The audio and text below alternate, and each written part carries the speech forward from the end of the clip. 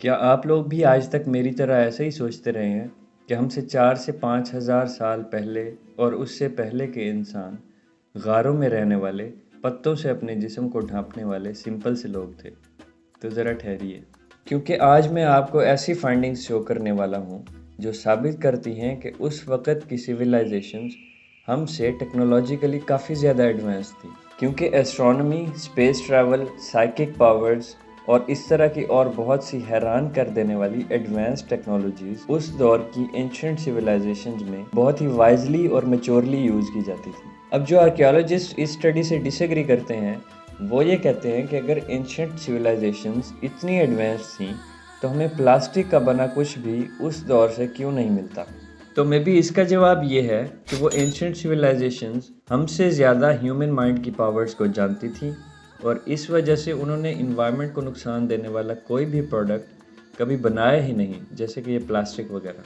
اب ان کی اس advance civilisation کا آج کے دور میں ایک جیتا جاگتا ثبوت ہمیں مل جاتا ہے، کیونکہ وہ انسان تھے اور کافی ٹیکنالوجیکلی ایڈوانس تھے، تو اپنے بعد آنے والی سویلائزیشنز کو کسی نہ کسی طرح ان لوگوں نے پیغام تو دینا تھا نا کہ بھائی دیکھ لو ہمارا شاہکار۔ تو آج ہم اسی ایک شاہکار کی ہی بات کرنے جا رہے ہیں، اور وہ شاہکار ہے the great pyramid of Egypt. اب ان پیرامڈس کے بنائے جانے کی الگ الگ تھیریز ہیں، جن میں سے ایک یہ ہے کہ انہیں ایلینز نے بنایا تھا، جو کہ بالکل انسینسیبل سی تھیوری ہے۔ اس سے بندہ بہتر ہے یہی کہہ دے کہ بھائی ہمیں نہیں پتہ یہ پیرامڈس کیسے بنے تھے۔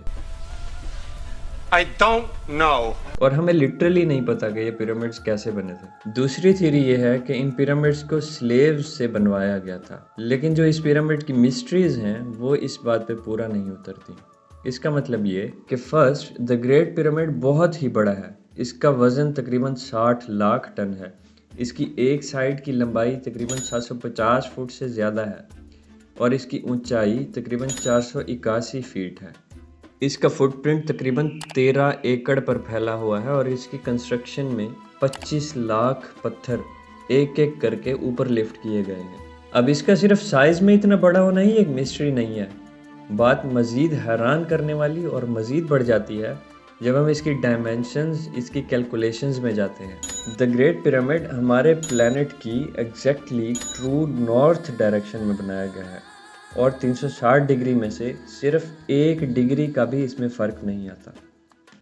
اب اس دور کا کوئی بھی انسان یا پھر سلیو اسے اگر بناتا تو بنانے کی زحمت الگ، اسے ٹرو نارتھ میں ڈائریکٹ بھی کرتا۔ اس کا مطلب ہے کہ جن سویلائزیشنز کو ہم غاروں میں رہنے والا، شکار کر کے گزر بسر کرنے والا، اور جن کو یہ بھی پتہ نہیں ہے کہ یہ کسی پلانٹ پہ رہ رہے ہیں، اب وہ پلانٹ گول ہے کہ فلیٹ ہے، ایسا سمجھتے ہیں، وہ لوگ ہم سے کافی زیادہ ایڈوانس ہیں۔ اس کا ثبوت اب میں دیتا ہوں۔ اب ہم چلتے ہیں اگلی مسٹری کی طرف۔ اب اس پیرامڈ کی ڈائمینشنز میں ہمارے پلانٹ ارتھ کی ڈائمینشنز انکارپوریٹڈ ہیں۔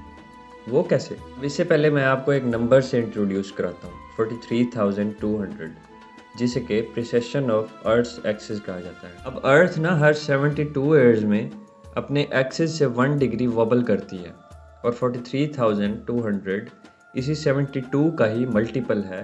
ایگزیکٹلی دیکھا جائے تو 600 ٹائمز 72 از اکول ٹو 43,200۔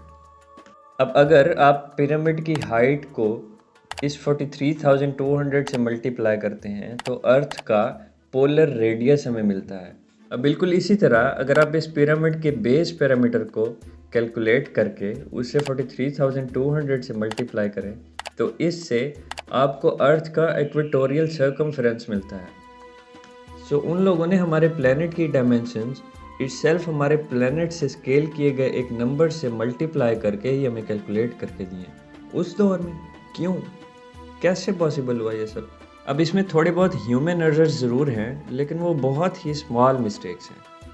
اب اتنا بڑا آرٹسٹک اچیومنٹ ایک انویلنگ لیبر یعنی کہ سلیوز کبھی بھی اچیو نہیں کر پاتے۔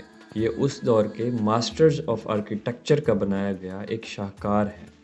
وہ ماسٹرز آف آرکیٹیکچر جو نہ صرف ہمارے پلانٹ کی ڈائمینشنز کو بلکہ ایسٹرولوجی اور اسپیس ٹریول کو بھی اسٹڈی کرتے تھے، اور شاید پاسبل بھی ہو اس دور میں اسپیس ٹریول، کیونکہ کچھ اور بھی ایسی کنسٹرکشنز ہیں اس دور کی جو ہمیں حیران کر کے رکھ دیتی ہیں اور جو ہمیں یہ سوچنے پر مجبور کرتی ہیں کہ ہماری اینشنٹ سویلائزیشنز ہم سے واقعی میں کافی زیادہ ایڈوانس تھیں، لیکن آئس ایج یا اینشنٹ اپوکلپس کے بعد شاید ان انسانوں کے ساتھ ساتھ ان کی میموری بھی جاتی رہی اور جو بہت کم لوگ سروائیو کر پائے وہ ٹیکنالوجیکلی اتنے ایڈوانسڈ نہیں تھے۔ ان اینشنٹ سویلائزیشنز کی مزید کھوج لگانے کے لیے آپ اس چینل کو سبسکرائب کر لیجئے، کیونکہ اگلی ویڈیوز میں یہ کنٹینٹ اور بھی مزیدار اور مسالہ دار ہوتا جائے گا۔ Until next time.